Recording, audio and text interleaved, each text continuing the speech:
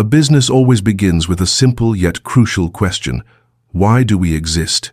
But in marriage, most couples never ask each other that question. They get married for love, for compatibility, or sometimes simply because they don't want to be alone.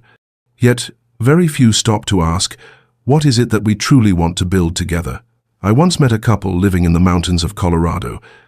They weren't wealthy, nor were they business experts, but they treated their marriage like a serious project.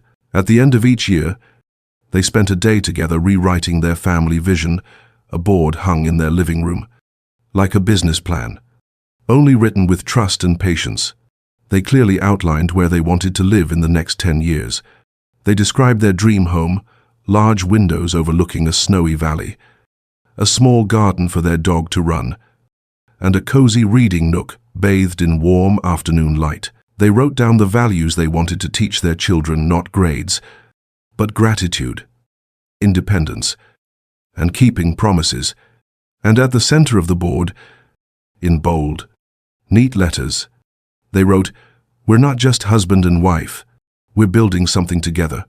Every morning as they walked past that board, they read that sentence like a gentle reminder, not to bind each other, but to remember that marriage isn't a destination, it's a long journey that needs direction. Just like any meaningful project in life, when two people share a vision, love stops being a flickering flame. It becomes focused, energy expanding, evolving over time not by luck, but because they choose to nurture it. Every single day, in every business, roles are clearly defined. Who's the leader? Who handles finances? Who's in charge of daily operations? No one in a successful company says, "I thought you were going to do that." But in marriage, that line gets thrown around a lot. One autumn afternoon in Arizona, I met a man named Daniel. He wasn't the overly romantic type, but he had a very clear way of thinking. After 15 years of marriage, he said that what kept him and his wife together wasn't their similarities, it was the fact that they knew who did what and why. He compared marriage to a small sports team where everyone has a position. If everyone tries to hold the ball, the game becomes chaos. Early in their marriage, Daniel and his wife used to argue about finances. Who holds the money? Who spends it? Who decides when to make big purchases? The conflict wasn't about money, it was about unclear roles. Eventually, they sat down and drew a simple chart on paper. He would manage investments. She would handle daily expenses every month. They'd meet to review their budget and plans. No more who's right or wrong. Only where are we going together? Happy families don't avoid arguments. They argue well because they know their boundaries and responsibilities. A study from Northwestern University once showed that couples who clearly divide roles in finances and household chores are 40% more likely to sustain their marriage compared to those with no agreements. Roles in marriage shouldn't be seen as control. They're about respecting each other's strengths and limits. The one good with numbers handles the money. The one emotionally attuned coordinates the family. The visionary sets direction. The detail-oriented ensures things run smoothly. Smart couples don't try to be the same. They try to complement each other.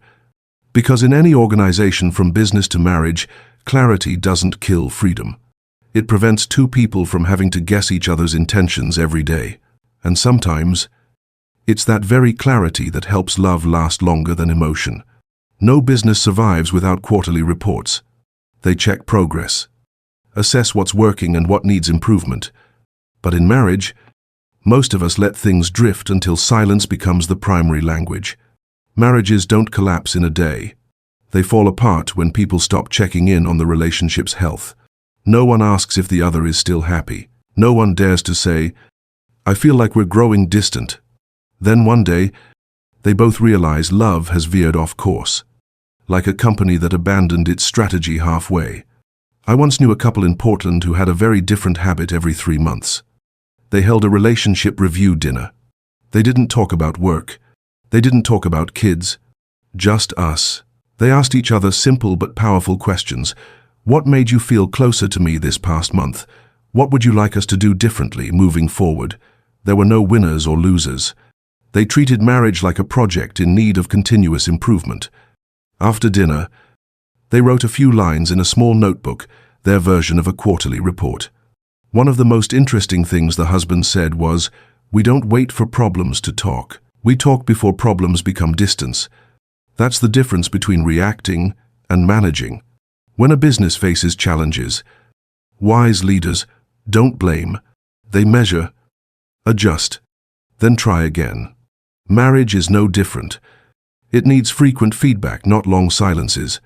If every quarter you spent just one evening reflecting on your journey, not to judge, but to update your love map, you might find you understand your partner more deeply.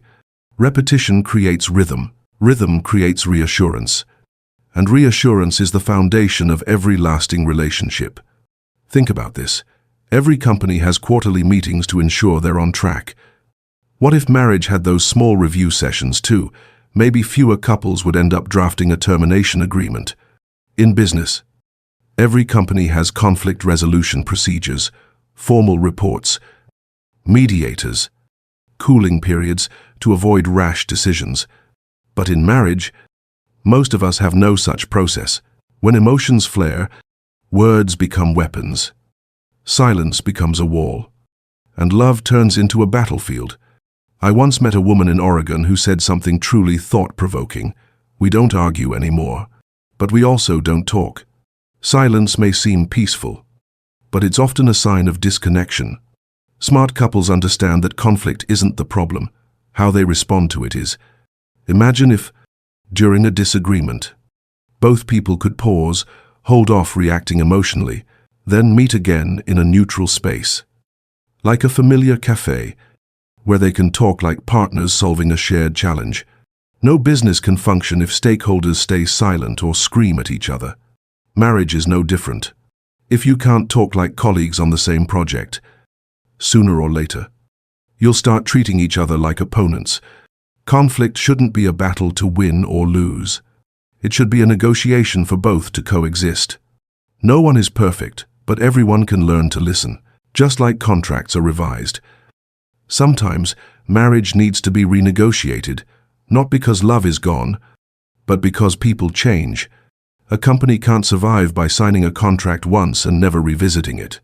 It has to renew, update, and expand its goals over time. Marriage is the same. It needs to be re-signed with trust and willingness. I once spoke with an American couple who had been traveling across the country in an RV for 7 years. They had a beautiful tradition on every anniversary.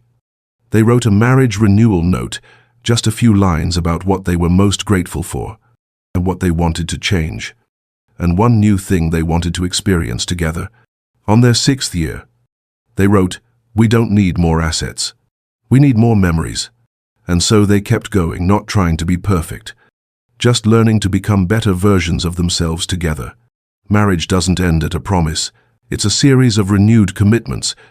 When you see your partner not just as a companion, but as a co-founder in a journey of growth, you stop fearing change. You learn to grow together instead of growing apart. Love isn't a business deal, but if there's one contract worth drafting with utmost care, it's marriage. Because no company is more valuable than the life two people build together. If business needs strategy to survive, marriage needs understanding to endure. If business needs regular reports, marriage needs moments of honesty. And if business needs trust from partners, marriage needs trust, reinforced by action, not just words. Someone once said, "Love isn't about staring at each other. It's about looking in the same direction and continuing forward, even when the road changes." So take a moment to review your own contract. Not to resign it, but to make sure you're still building, not just maintaining. When two people share a vision, know their roles, know how to talk, how to listen, and how to renew each other, marriage is no longer a risk. It becomes a shared enterprise between two grown human beings. And sometimes, the deepest lesson in love is the one every entrepreneur already understands. Success doesn't come from a perfect start. It comes from choosing, again and again, not to quit.